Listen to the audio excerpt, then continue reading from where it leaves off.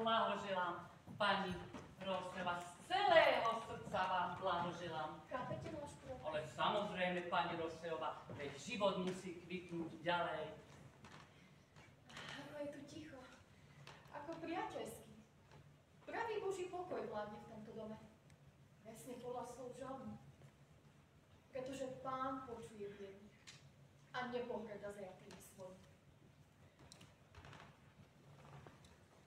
Oskar je totiž dobrý kazateľ, slečna doktorka. Moji chlapci.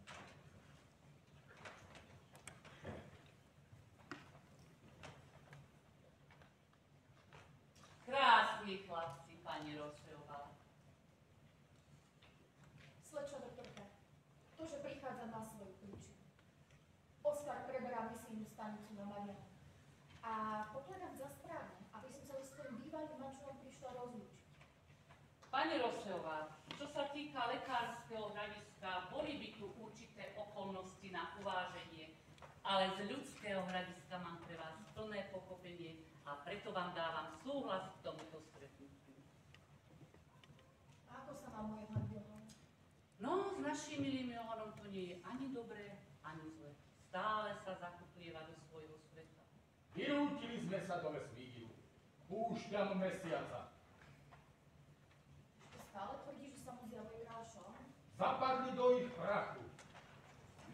Ešte stále. Zdochli bez slova tu už mnohí.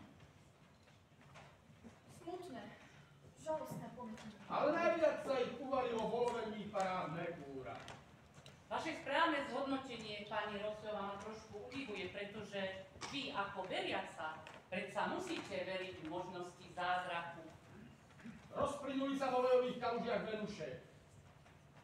Pravda, že? Ale nie udušenie chorého. Ba ešte i na nás sa nás žralo slnko. Hrmiace, radioaktívne a žlté.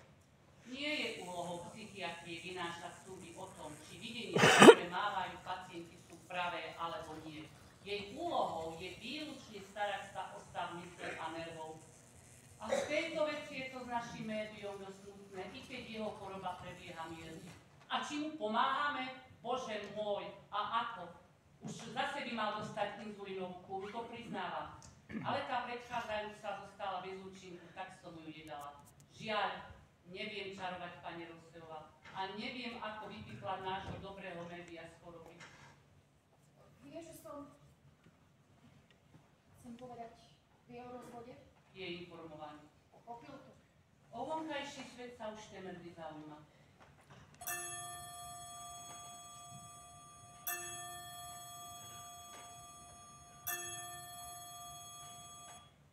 Slečna doktorka, pochopte ma správne. Som o 5 rokov staršia než Johan Wilhelm. Stretla som ho ešte ako 15-ročného gymnazistu v mojom rodičovskom dome, kde mal prenajatú podkrvnú izbu. Bol sirota a chudobný ako kostolná muž. Nož, umožnilo sa mu zmaturovať a potom vyštudovať fyziku. Na jeho 20. narodeniny sme sa zobrali. Pracovali sme vodne v noci. On písal dizertáciu a ja som bola zamestnaná v jednom zasielateľskom podniku. O 4 roky na to prišiel na svet náš najstarší, Adolf Friedrich, a potom ďalší dvaja chlapci.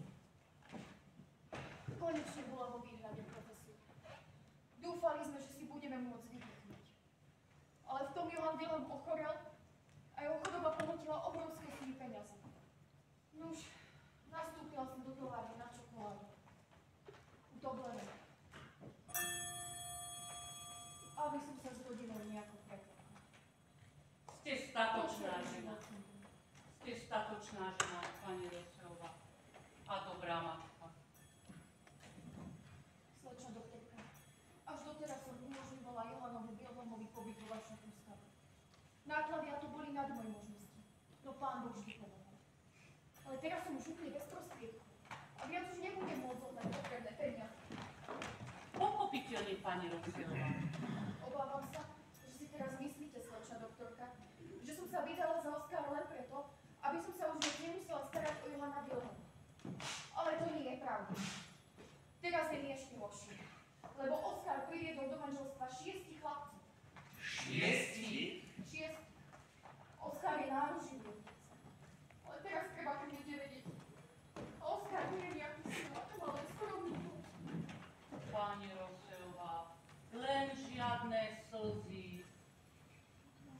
Robím si starosti, že som nechala svojho úbohého Johana Vilhona v kaši. Pani Roseová, nemusíte sa trápiť. Johana Vilhona teraz určite umiestnia v nejakom štátnom liečebnom ústavu. Ale nie, kdeže by. Zostane aj naďalej vo vile. Čestné slovo. Zvykol si tu.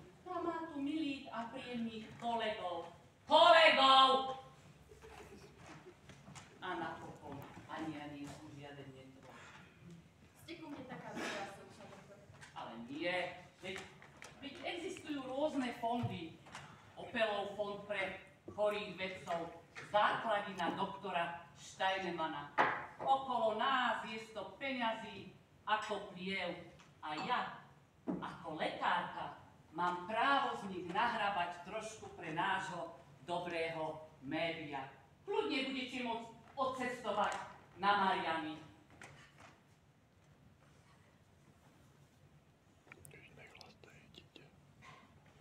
No a teraz by sme mohli zavolať nášho dobrého média.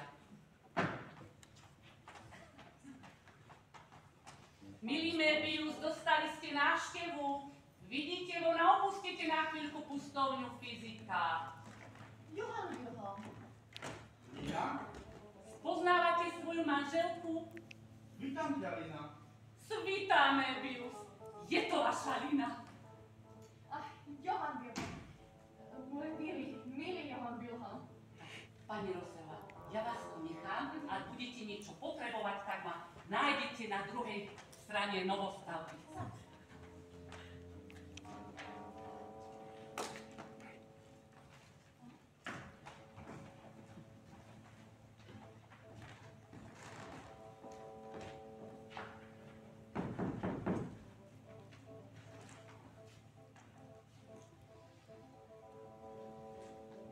Tvoji chlapci, Johan Vilhon.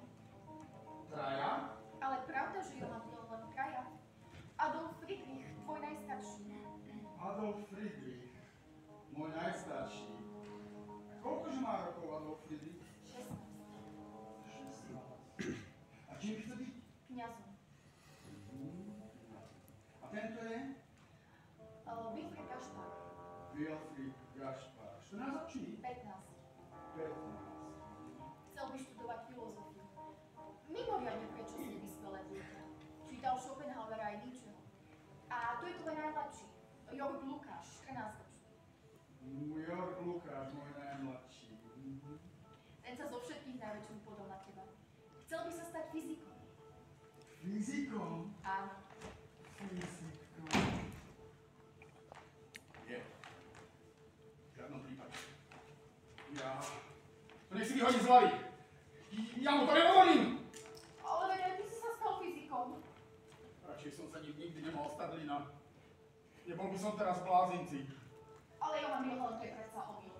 Si v sanatóriu a nie v blázinci. Nemáš proste v poriadku nervy a to je všetko. Nie, Lina. Pokladajú ma za blázna. Všetci. Aj ty. A moje chlapci tiež. A to len preto, že sa mi zjavuje král Šalamún. Johan Vilhon. Toto je Oskar Rosser. Môj muž. Misionár. Tvoj muž. Ale veď tvoj muž som ja. Už nie, Johan Vilhon, veď sme rozvedení. Rozvedený? Doktorka Moncardová ti to oznámila celkom určite. Možno. No a potom som sa vydala za Oskára. Má 6 chlapcov. Bol farár Butanen a teraz preberá misijnú stanicu na Marianách. Na Marianách? V Tichom oceáne. Pozajtra nastupujeme v bremách na loď. Oskar vie všetky žalmy na spamäť. Žalmy Dávidove, aj žalmy Šalamúnove. Je to horlivý misionár.